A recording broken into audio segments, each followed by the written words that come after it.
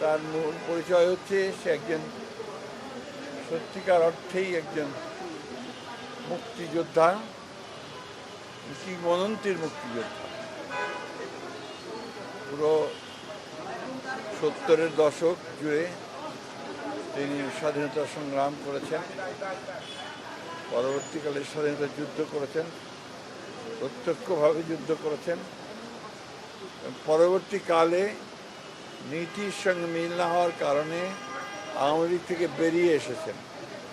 তারপরে আর কোনো কম্প্রোমাইজ করেননি এবং শেষ মুহূর্ত পর্যন্ত তিনি তার নীতির প্রশ্নে কোনো আপোষ করেননি। গণতন্ত্রে অটল বিশ্বাসী একজন মানুষ, বাংলাদেশের স্বাধীনতা সার্বভৌমত্বে বিশ্বাসী একজন রাজনৈতিক নেতা, যাকে সত্যিকার অর্থেই আমরা একজন বিশিষ্ট দেশপ্রেমিক রাজনৈতিক নেতাকে হারালাম।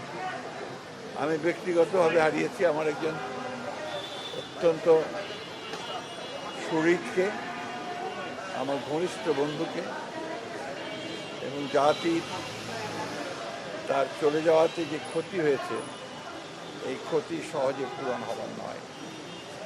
এখন তো একটা রাজনীতিতে এই ধরনের মানুষের খুব বেশি প্রয়োজন ছিল। তার চলে যাওয়া আমাদের সকলের জন্য অত্যন্ত দুঃখের, কষ্টের। তার আত্মার মাগফিরাত কামনা করছি।